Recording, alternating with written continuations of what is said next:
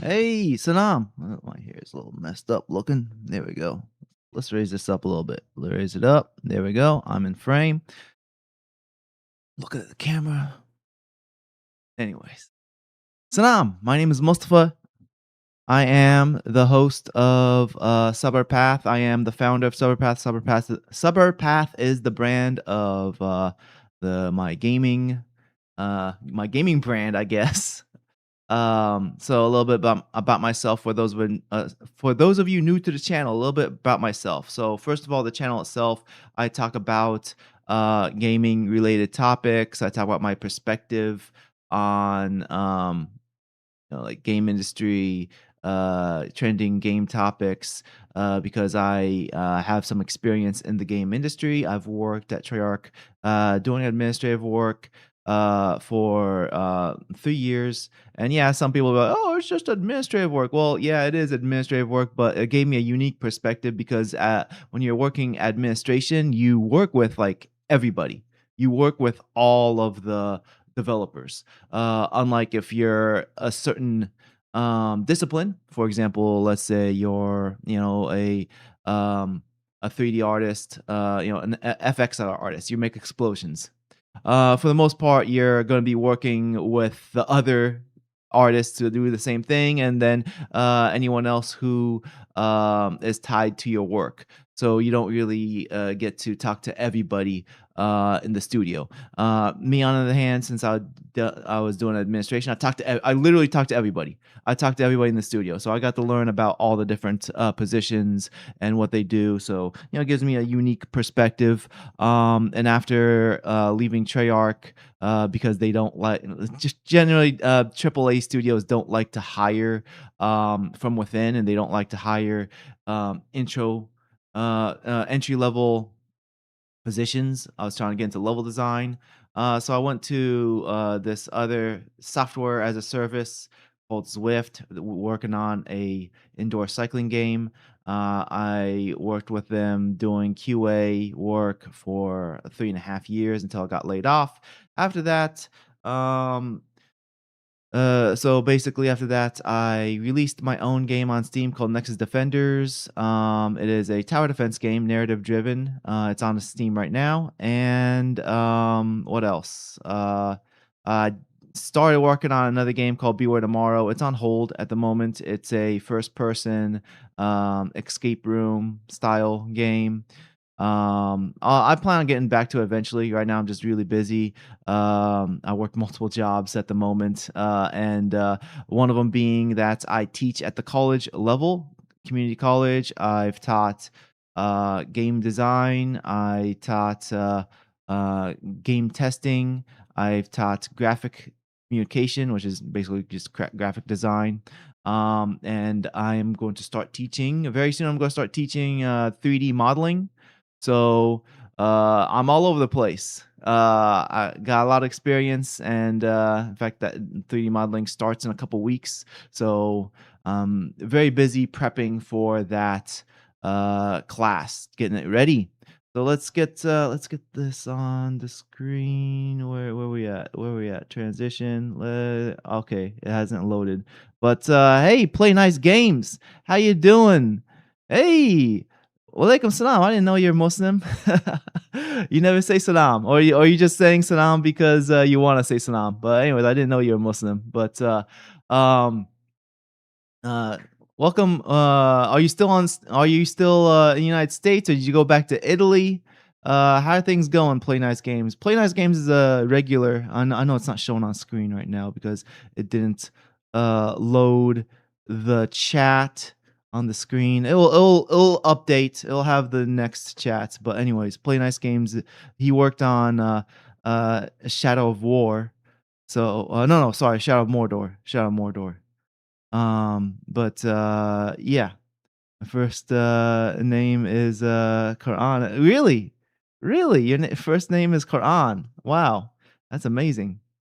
Um I've never met anyone whose first name is Quran. I have met people whose name is Islam though. I mean, of course, there's the UFC fighter Islam. Not even going to try to pronounce his last name, but um uh funny story is, I went to London in 2012 to visit my uncle, and when I went there, they interrogated me for, like, 40 minutes at least. It was a really long interrogation. They were really trying to make me slip up, because at the time, it was 2012, they had the London Olympics, and it was, like, 2 weeks before the Olympics, so lots of people were coming in, and I saw people just going straight through, like, just going through the customs. They're going through quick, and I was there, like, I saw everybody else, like, I'm looking around like, why am I taking so long? And this woman, she's interrogating me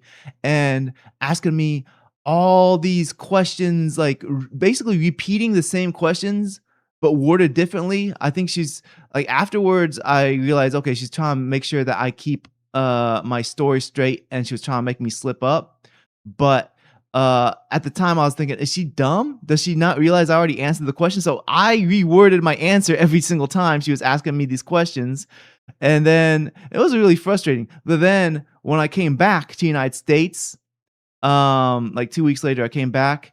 US Customs was in Canada, so we had to stop in Canada, Toronto, Canada, and then I went through US Customs there. And on the return, the guy gave me like 2 questions.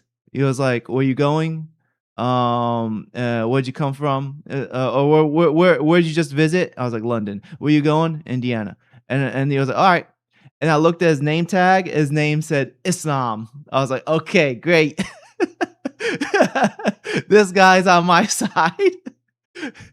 This dude only asked me 2 questions, let me through. I looked at his name tag. I was like, "Nice name." But, yeah, it was frustrating that you know, I was in s interrogated in Britain for, like, 40 minutes, and then but, coming back, like, dude's like, "Where'd you go? Where you going? Alright, get out of here."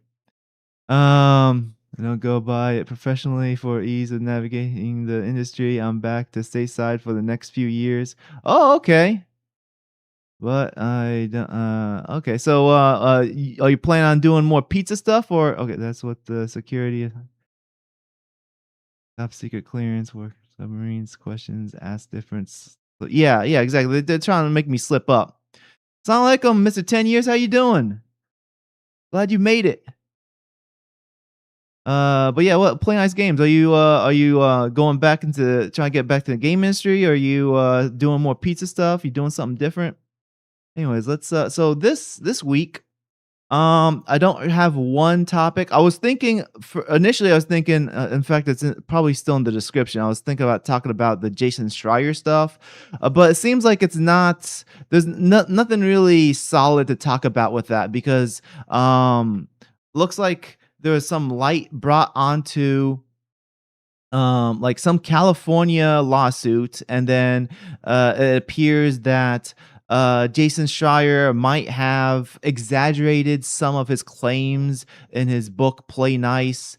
And then like Asmongold and Grums, not Grum, Mark Kern brought it up and were saying that Jason Schreier's a grifter. Like basically, looking into it, it seems like maybe he did exaggerate, maybe he didn't. Like maybe Asmongold and Mark Kern are also exaggerating. Who knows? Like it does. It seems like um it's not much there isn't enough for me to talk about, so I decided to pass on that. Um, but, let me check this out, the chat. Okay, so we got, yeah,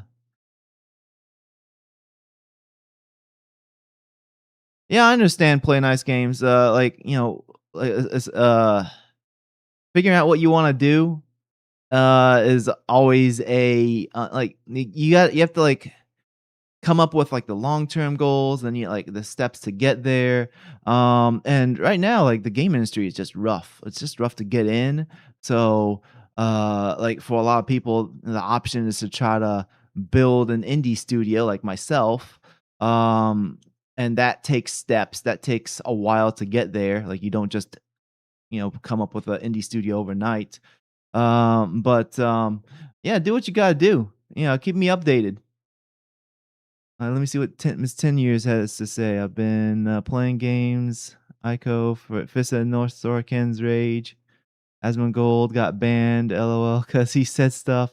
I did see he got banned. I'm not sure what I'm assuming he probably said stuff about the geopolitical news. Personal YouTube channel. How's it going?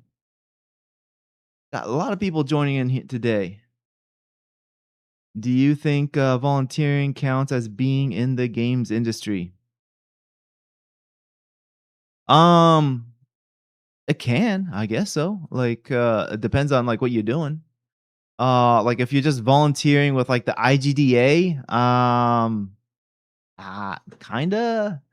But if you're volunteering and you're like developing something, it depends on what you're doing. The context of what you're doing matters when it comes to like whether you are I guess so when it comes to are you in the games industry, some people will take that question as if are you in a triple A, are you hired with a company, or are you just working on a game in general? Personally, I think like if you're working on a game in general, you can say you're in the games industry, but for the most part, when people say that's games industry, they're more talking about like working for an established company, usually AAA, um, AAA or mobile, live service, etc. Um, Personally, I mean, like the way how I see it is like if you're working on a game, you can say you're a game developer. That's how I see it. If you are actively working on a game, if you're doing something, then yeah, go ahead. That's why like there are people who are like, yeah, I've been doing game design for 10 years. And for me, it's hard to like put a number on like how long I've been doing stuff for the games industry because like okay, I went to school and then I did nothing for like a year or two, and then I was in the games industry, but I was doing administrative work, and then I was doing QA as software as a service, which is kind of like a game, but it's not a game. And then I did my own game, and now I'm teaching. And does the teaching count? Like, so it's hard for me to put a number because like what are the experience which experience counts and which doesn't. So um I mean for some people it's easy. It's like, yeah, I got a job at id, I was there for 10 years, and then okay, all right, easy for you. But for me it's like, all right, which do you count? That's why I have like I guess a long drawn introduction. What do you think, the mayor of Michigan? The mayor of Michigan, I don't know who the mayor of Michigan is. Or are we talking about the Democratic primary, um, for the Michigan Senate? Is that what we're talking about? Like the mayor? Well, Michigan is a state, so it wouldn't be a mayor. It would be a governor of Michigan. Um, Playtesting, NDA. I made a game, Little Big Plant. Does that count as game developer? No, I don't think so. Like, um, unless you're doing that for your portfolio, I guess that can count as an experience to build your portfolio, but I wouldn't count that as you're a game developer. What's a good program for someone? Hey, Alucard. How you doing, Alucard? What's a good game for someone looking into game?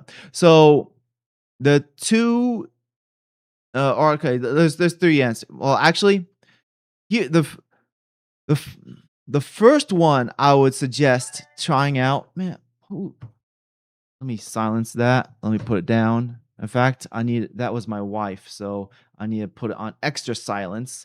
I have to make it completely silent because my wife bypasses my do not disturb. So, anyways, there's a program called Scratch. Let me bring that up.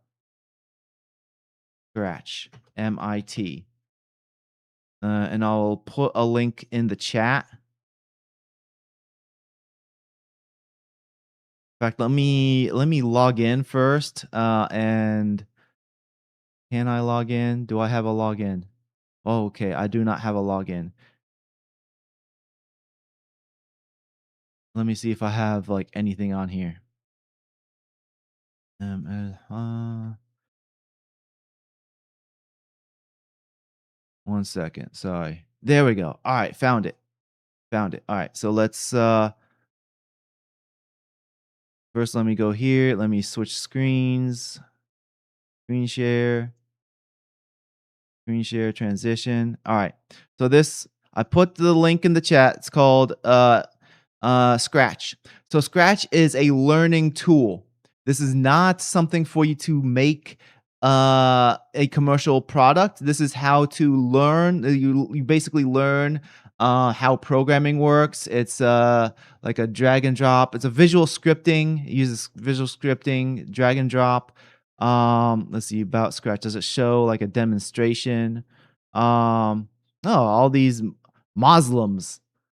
All these Muslims. Okay, it doesn't show. No, it doesn't show. Okay, so anyways, it's very restrictive with what you can do. I think you can do 3D now. It used to be only 2D. Scratch Foundation. I don't want Scratch Foundation. I'm trying to learn about Scratch itself. I clicked about Scratch and it took me Scratch Foundation. But anyways, so here's the stuff I made. So I made this this is forever ago. Let me see if it actually has a date. 2008. This is when I was like in school. 2008. So yeah, that's like what, 18 years ago. So how do I play this game? Okay, up and down. Oh, okay, yeah. So I move up and down, and this is like the opposite of Frogger. You lose. Wow. I wrote you lose.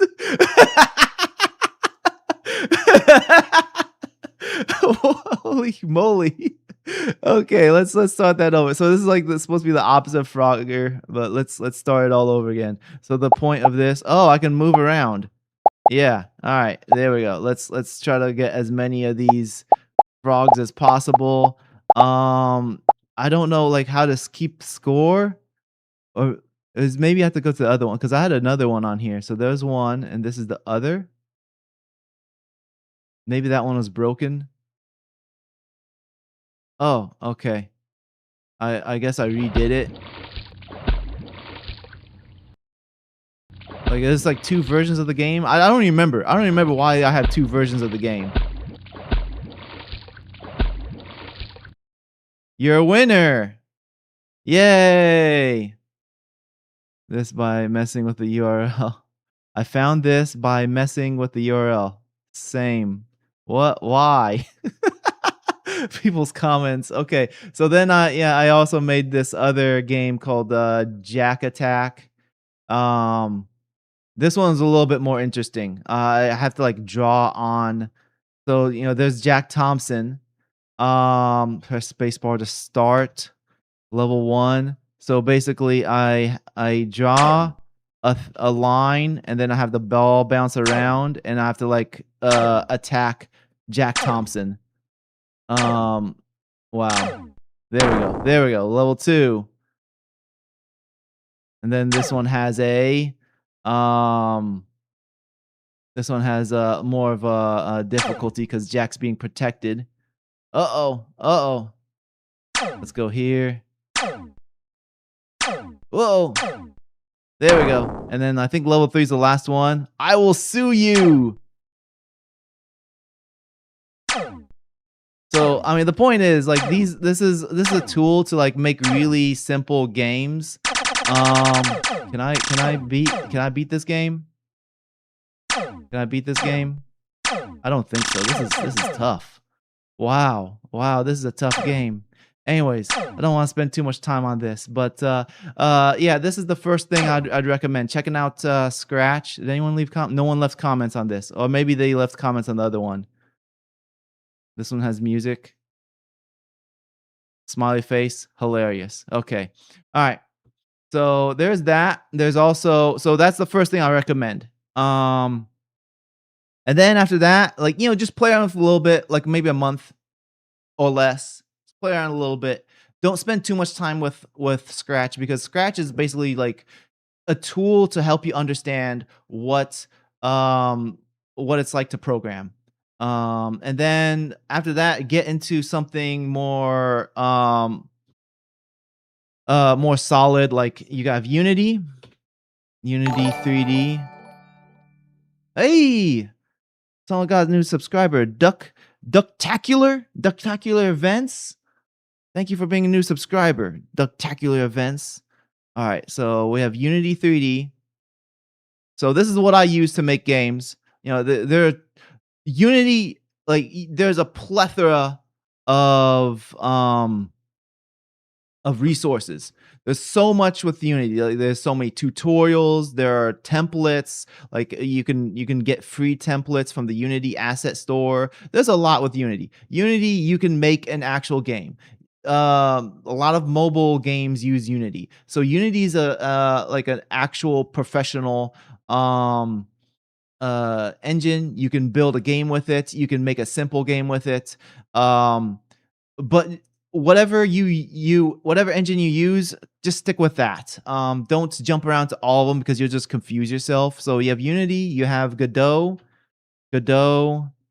engine, Godot. It's also from what I hear, Godot is simpler, but has less resources. And some people prefer Godot because it's open source, unlike Unity that you have to have a license. But the thing with Unity, the reason why I'm fine with the license with Unity is because like you don't have to pay anything until you have like 100,000 sales or something like that. And if I have 100,000 sales of the game, I'm doing good. I'm like I'm making money if I have 100,000 sales, so I don't care. But yeah, there's Godot, Unity, and then of course there's the Unreal Engine. Unreal is, I think you have to get that from the Epic Game Store. But those are your three options. Personally, I use Unity. You're probably fine if you choose any of those three. Well, actually, Unreal is probably the toughest. But at least with Unreal, your game will look better, and also they'll give you some experience to get a job in AAA. So if your goal isn't AAA, then maybe stick with either Godot or Unity. But the first step is uh, Scratch. That's the one that I showed you at first. All right, let's get back to the chat. Let's say hi to some people. So, oh man, I gotta scroll up. It's a good program. Okay, that was the one. Okay, and then we got. Have you heard of Dreams? Yes, I heard of Dreams. I remember seeing a lot of for it before it came out, and then after it came out, seems like it wasn't talked about anymore. Just kind of disappeared afterwards. I did see someone was trying to trying to make an Avatar: The Last Airbender game on there, but I didn't really keep up with it afterwards.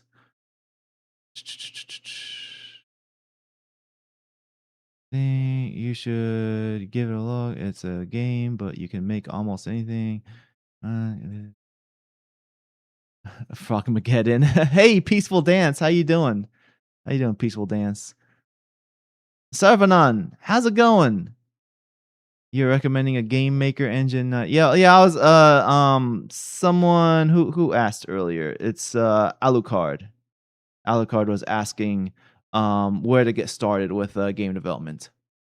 So, what? Let's move on. Let's talk about, before we start talking about these. I have a few articles open up in tabs, but let's talk about this community. This comment I got from Lydia. So this is my last. Was this my last video? No, my second to last video. So I apologize to my audience for not having a new video in a while, and it will probably be a while until I have time to make a new video, because as I mentioned, I'm working on the my class, my 3D modeling class. So a lot of my time is going towards that. And I just don't have time for a new video at the moment. So, bear with me. I haven't completely abandoned making videos yet. I mean, the goal was to try to do like one a month, but you know, my schedule is it's busy at the moment. So, I still have that on my sites. But anyways, so this is from my video, the ugly character debate.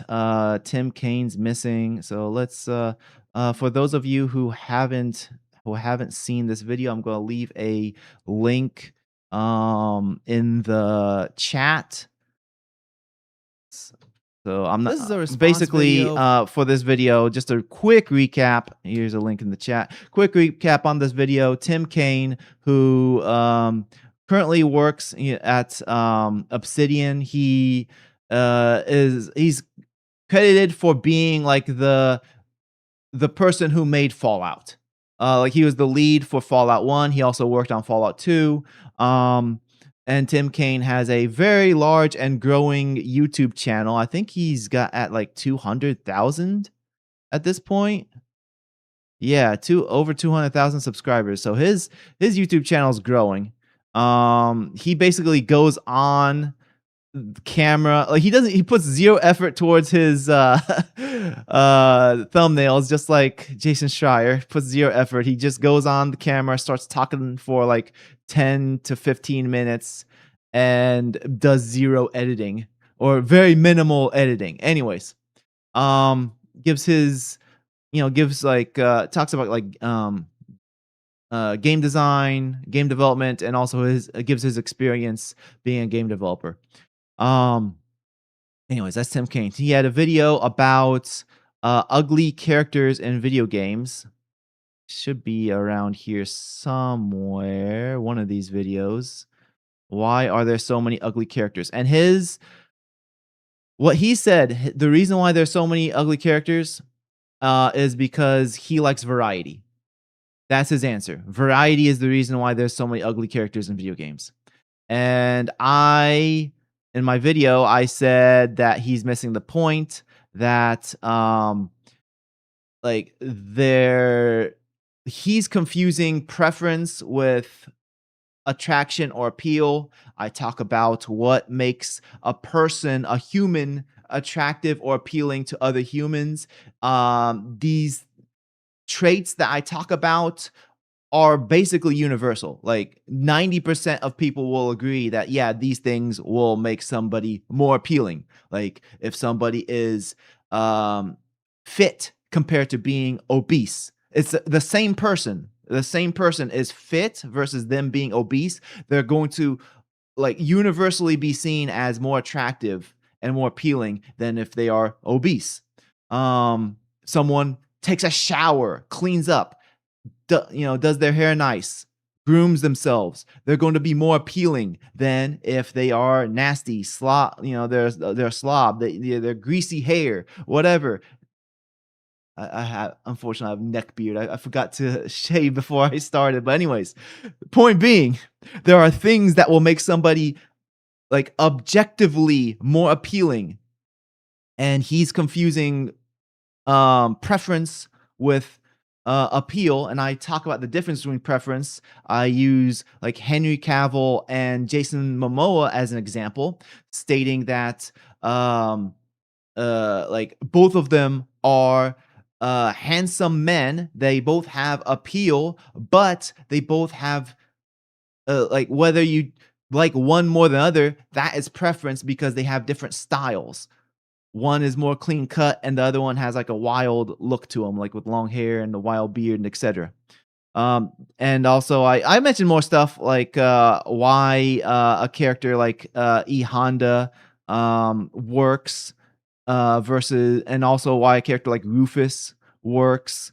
So there's more to the video. Anyways, let's get to the comment that I wanted to highlight here. Lydia, who all I'm gonna say is most of my audience are guys, and Lydia here, Lydia's banner is blue and pink. So take that as what you will.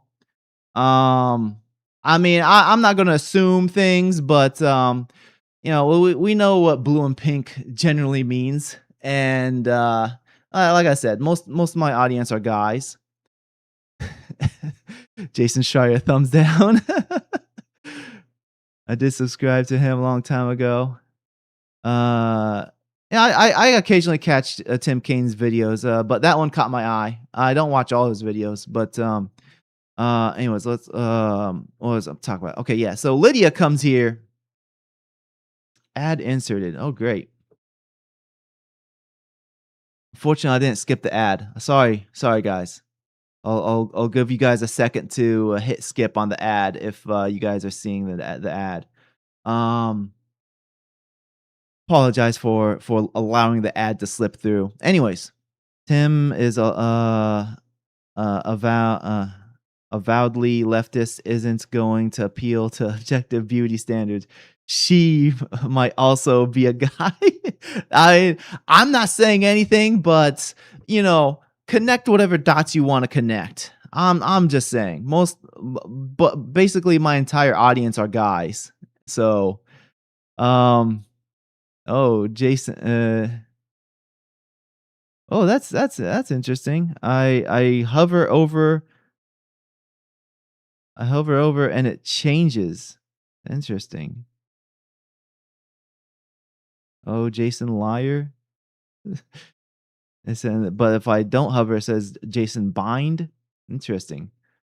All right. Anyways, let's get back to this. So Lydia says, Tim didn't miss the point. One of your two pillars are bad character design, which is valid, but ugly is an improper term for it. So you shouldn't be surprised that he didn't react to that point because that wasn't said. That's incorrect. Tim's video is literally called "Why Are There So Many Ugly Characters?" He says the word ugly all the time in that video. So, did you even watch his video, Lydia? Or are you a liar? And his entire video is about your first pillar. You just missed his point because you don't know how masculine many women of real life look like. Uh, how masculine many women of real life look like because you don't leave the house. And see, this is what people who don't have a point, and I make this point right here, that people who don't have a counter to my argument, who don't have a counter to my points, they will lead to ad hominem attacks. They'll just lead to like, oh, you don't leave the house. You don't see people. Okay. Anyways, so I say like, hey, you're just doing ad hominem attacks. You want to try again? That's my reply. I made my point. I accidentally left out two important words before the edit, and Tim Cain reacted to your first complaint. So backtracking now. Backtracking. First, Lydia says Tim didn't react to me. Then says Tim did react to me, but Tim never reacted to me. I don't see any reply from Tim. I see no indication that Tim saw, like I have no clue if Tim saw my video or not because I don't see anything that indicates he saw my video. But according to Lydia, Tim reacted to my first complaint. Not everyone dislikes that women in games look more masculine than they did before. That's a straw man. Just because not everyone dislikes something It doesn't counter my point. Okay. Um, it's the subjectivity of attraction he talks about. Your point is just very bigoted.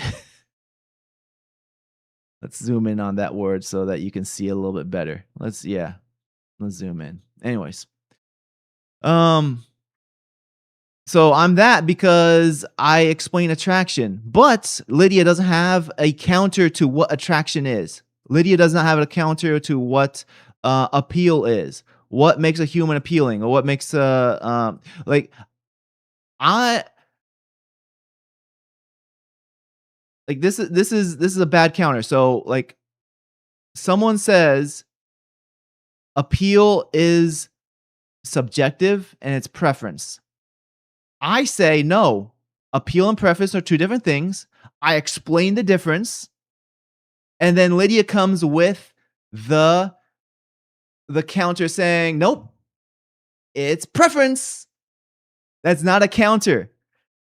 If you want to counter my point, you bring a new definition. You give examples. You bring something to the table that actually proves me wrong. This is my point. If you don't believe it addresses what you said, it's because you don't like the difference of opinion. You're actually ignorant toward the point he made. No, this is called projection. This is literally projection. Lydia is projecting because Lydia doesn't like what I said, so Lydia is dismissing what I said. I don't care about change. I don't care about changing your opinion. Okay, you have a bigoted belief without any example as to why I am. A stranger on the internet is not going to change that. Tim didn't react to you. All right, so now flip flopping again. Lydia says that Tim didn't react to me. Then says Tim did react to me. Then says Tim didn't react to me. Lydia is hearing voices. He reacted to the non-political reading of that comment.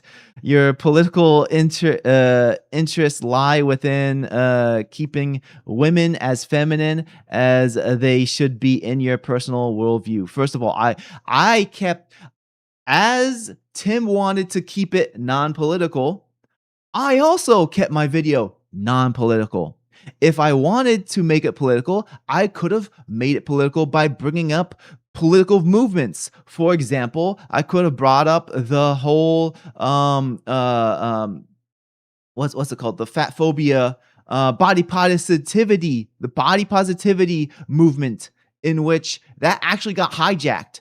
Body positivity started off as a movement for people who had uh, traits that they couldn't do anything about. For example, amputees, burn victims, people who had some sort of like skin defect, things that they can't control. And that's what body positivity originally was about. It was about like helping people who have something that they can't change feel better.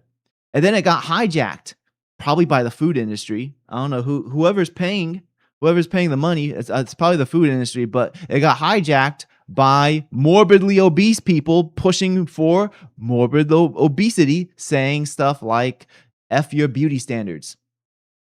And then they started pushing for like putting fat people on fit magazines, fitness magazines. Like, I mean, I could.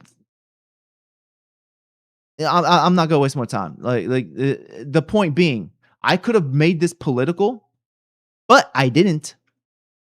This is projection, all projection, and then says that you know why does Lydia not like feminine women? Why Lydia? I am advocating that it's okay for women to look feminine. The point I was bringing in my video is that there is an inconsistency when it comes to females, models who or actresses who are, they get their face scanned and then their face ends up looking butch and masculine and ugly compared to the men who look exactly what they look like in real life when they put in, it is a one-sided trend in video game industry in westernized video games.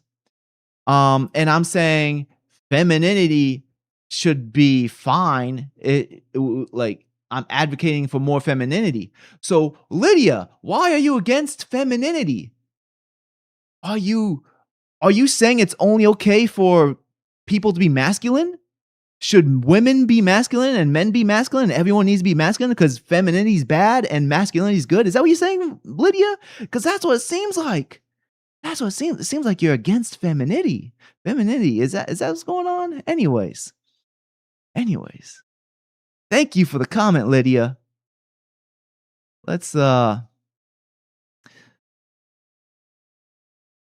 get to the chat. What are we saying in the chat? What are we saying? Steve Buscemi has never taken a job from Brad Pitt. Hey Cosgrove, how's it going? How's it going, Cosgrove? Glad to see you in here.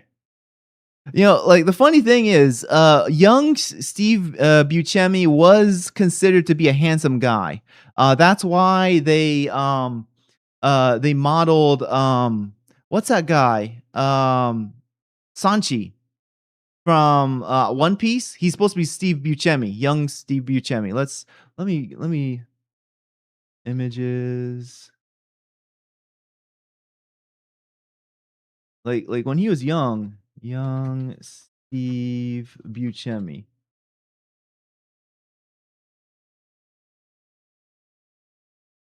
Yeah, let me get this on screen. So, I mean, yeah, he still had big eyes, but he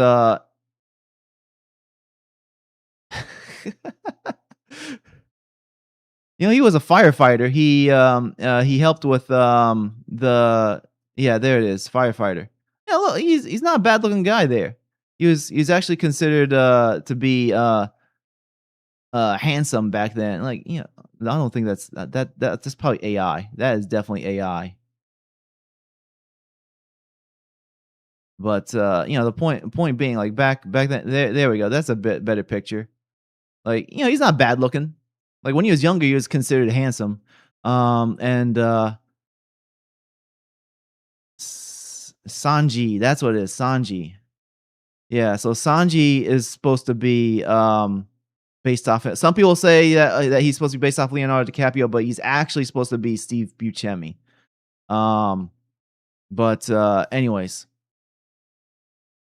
let me get back to the chat. Let's get back to the chat.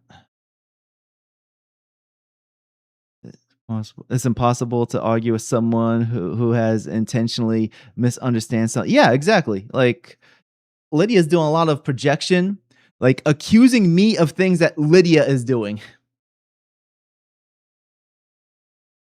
The real question is, who the heck likes masculinity in women? A very small audience. There's an audience, but it's smaller than the majority.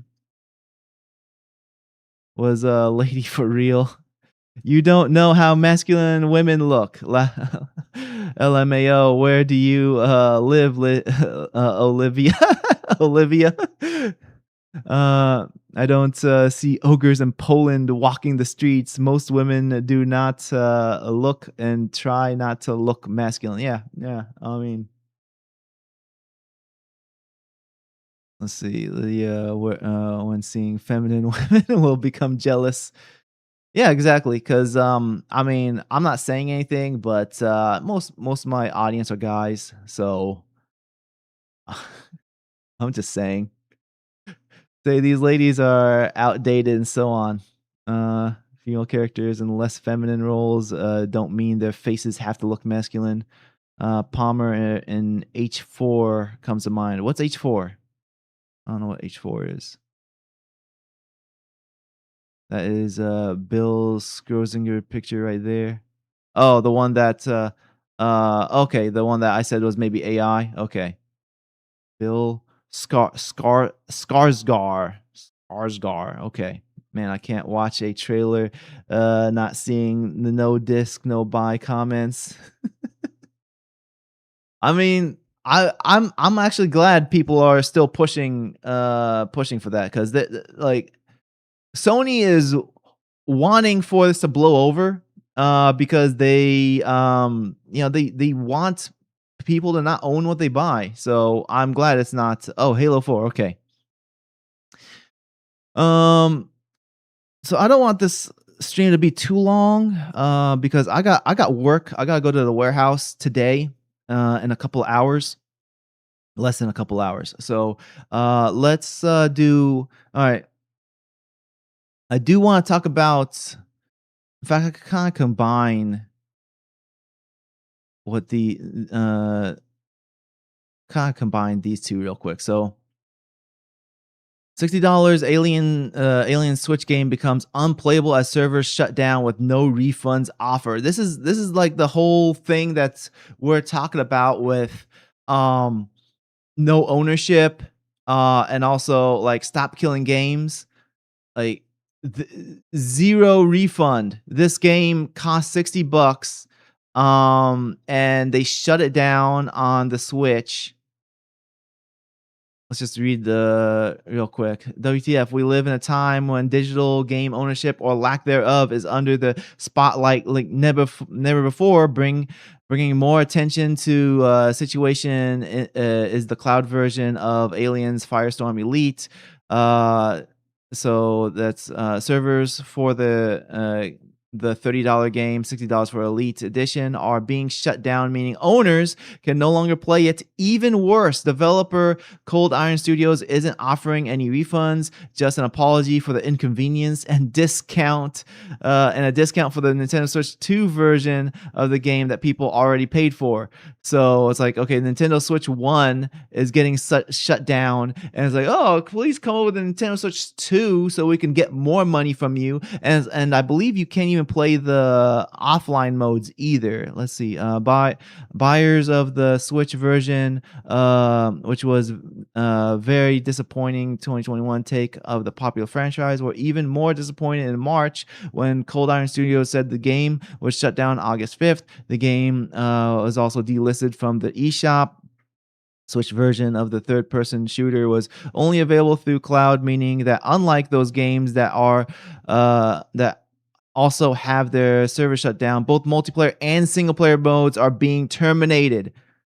Like this is like an exact example as to why like we're getting angry about this, because we're moving towards a direction where they will just pull the plug on what you own. Um and like similar situation, Battlefield 6. This is also like this past week. So Battlefield 6, they removed a lot of modes. They removed some modes from the game. Um so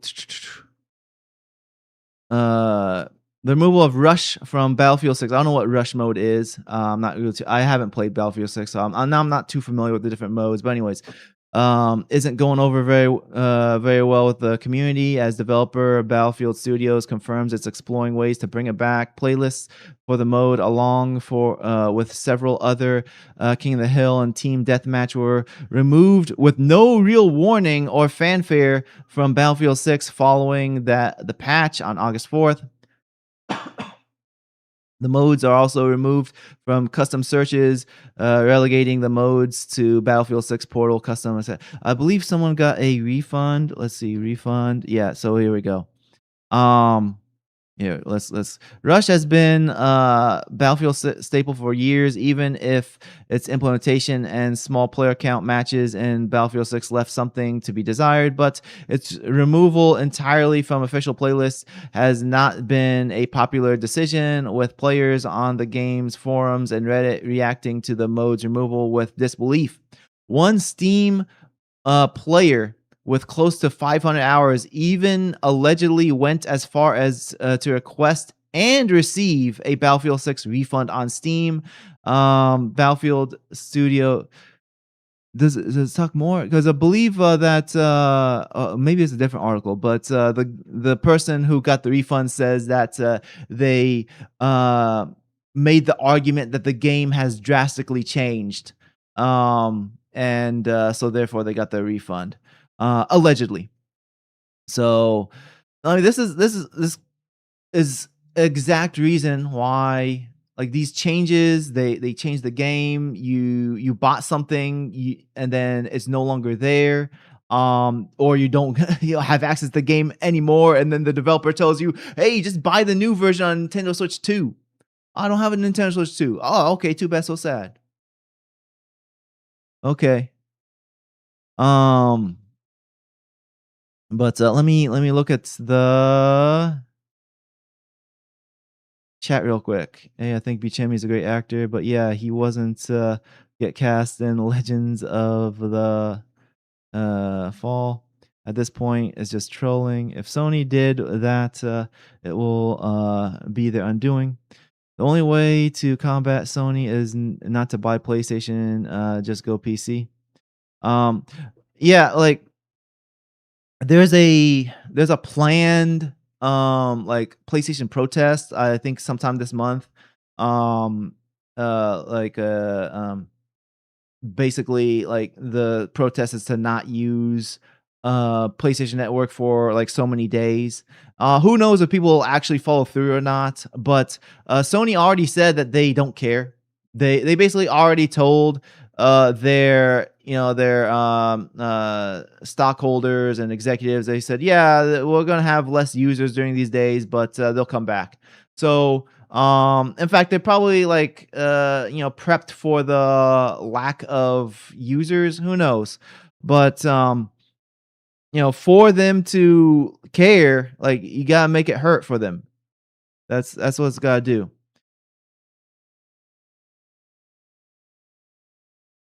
Hey, have you considered renting GTA on Premiere? I did see that they're even adding a paywall for, like, the first 6 hours on the release of the new trailer. Like, they're putting for the first 6 hours, they're making exclusive that GTA 6 trailer will be on Netflix or something like that. Like, they're adding a paywall. That's goofy. PC is the way to be. I mean, like, PC is not perfect, but it's definitely, like, consoles falling apart. Like, the lack of ownership, they're making it more anti-consumer. Um, and let's talk about one more thing before we start wrapping things up. So we have this article right here, real quick. We talk about an former id developer. They don't understand art. Its software lead slams Xbox, says it's impossible to make games like 2016's Doom now. And this is what I've been saying on the channel, that Microsoft doesn't know how to manage. They have bad leadership. But let's see what Chris Hayes has to say. So, a lead developer at id Software has spoken about Microsoft's decision to make major cuts at the developer, and he said that it's impossible to make AAA games like 2016 Doom with half the staff.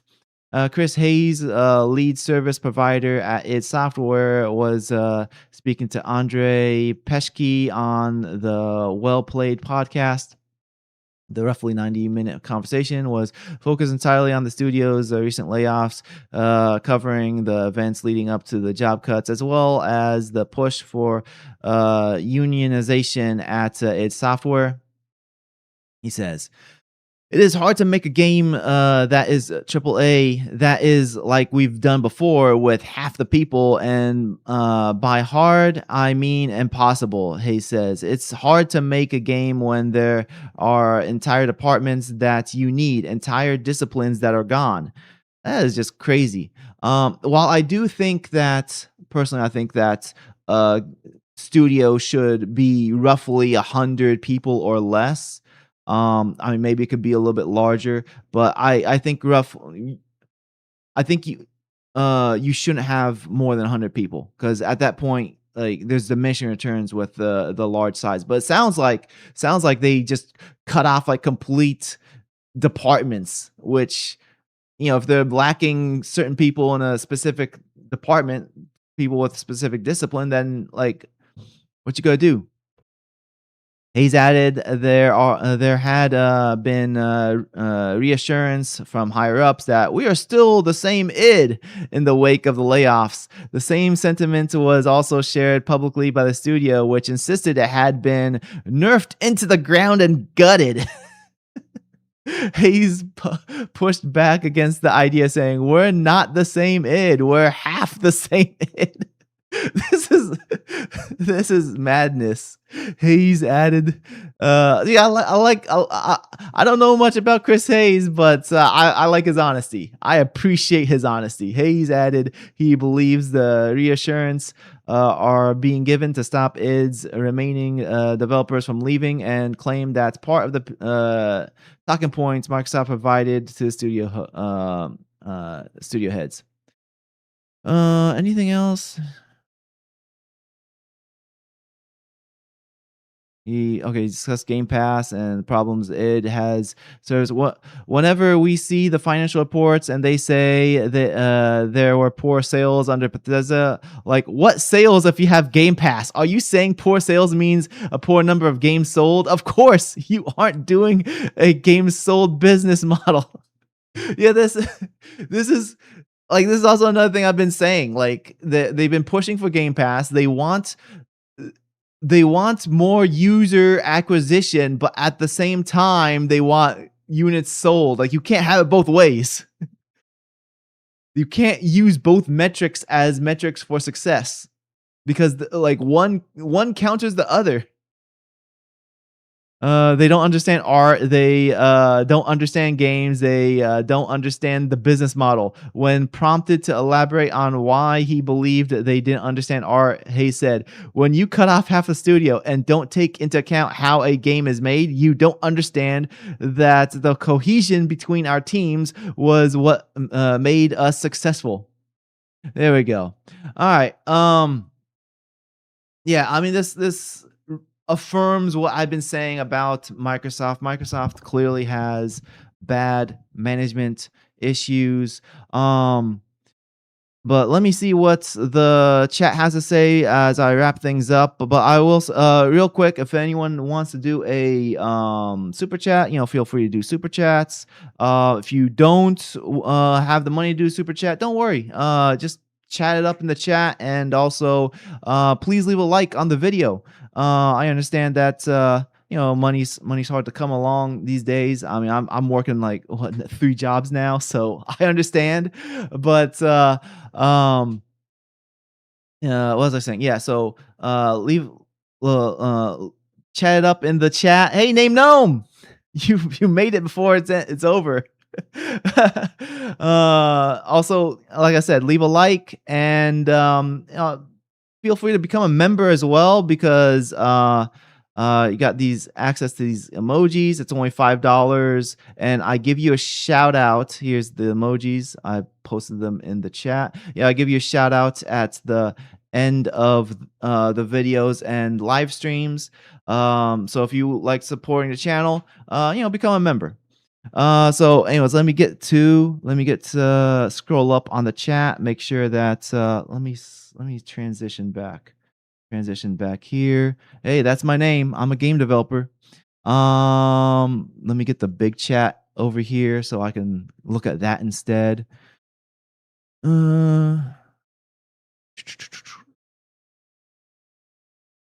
Rockstar hates you. You can make a game with smaller time, and they can be like games of old. You just need to have passion. Yeah, I agree. Play nice games. Yeah, like making smaller games. Uh,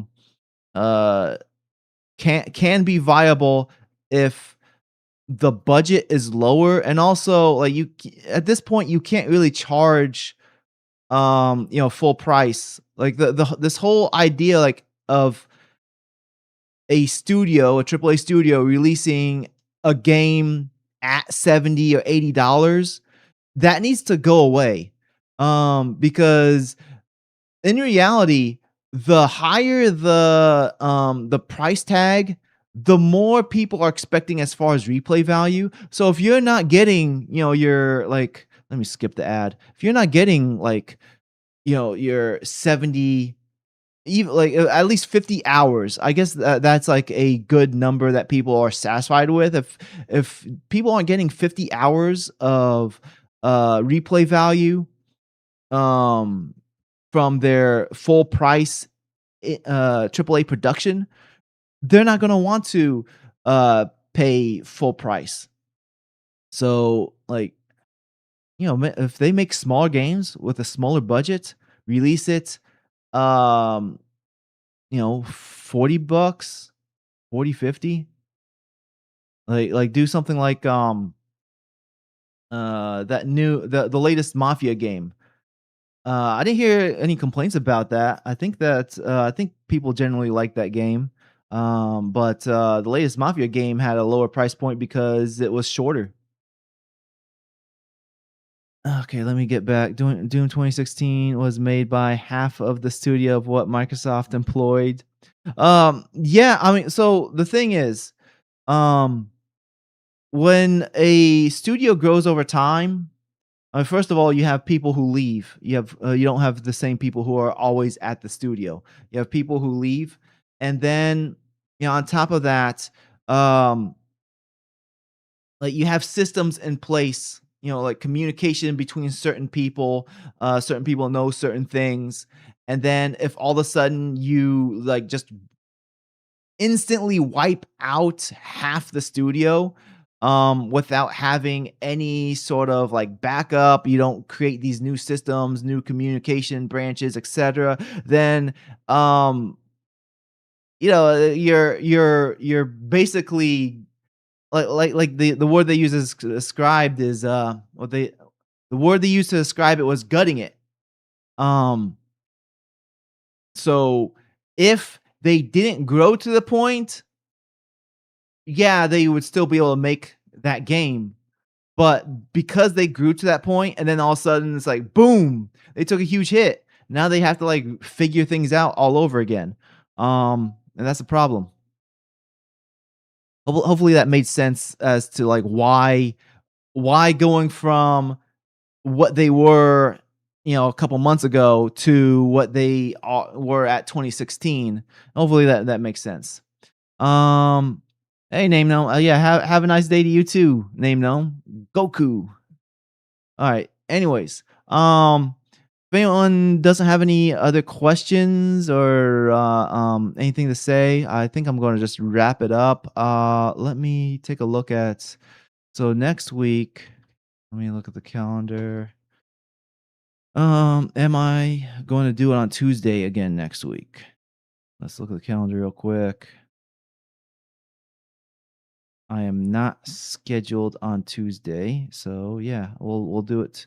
Oh yeah, before I forget, so tomorrow I will be on Digny's um podcast his live stream, his Rumble live stream. I might leave a link in the community posts, um, but his live stream starts after the time of this. I think it is so this mine starts 10 a.m. Central Time. His starts 2 p.m. Central Time. So whatever the math, like convert 2 p.m. Central Time to whatever your time zone is. Um but yeah, I'm going to be doing a live stream. I'm the guest on his panel for tomorrow's Rumble live stream. I don't know what topics he's going to talk about, but since it's Rumble, and we could say anything. Um but I'll probably leave a link on the community notes. Let me see. We got Severnon saying the most saddest thing in life is to see actual wasted talent in the game studio. I mean, it is pretty sad. I wouldn't say it's the saddest, but it's it's frustrating. The video game industry should be structured like military. Each command has a set number of employees and cyclone through, so new ideas are exchanged. This leads to better productivity. Have a set it up like Iran. Have a mosaic defense, government set up so that if even if uh you take out the top 70 leaders, you still have government going. Why is it from a Bronx Tale? Hmm? From a Bronx Tale. Not sure what that is. Hey, where'd I go? Where'd I go? Where's my video? Come on. Hello. Why am I gone? All right. I should at least get this back on so I can say goodbye. All right. I'm back. No, not yet. There we go. I think I'm coming back. Am I coming back? I see blackness. I'm black right now. Oh, there. Oh, okay. That's hold this way then. All right. Okay. Oh. All right. Thanks for joining. This is crazy. All right, thanks for joining, guys. I'll see you guys next week. Take care. Take care. Salam. Go turn this off.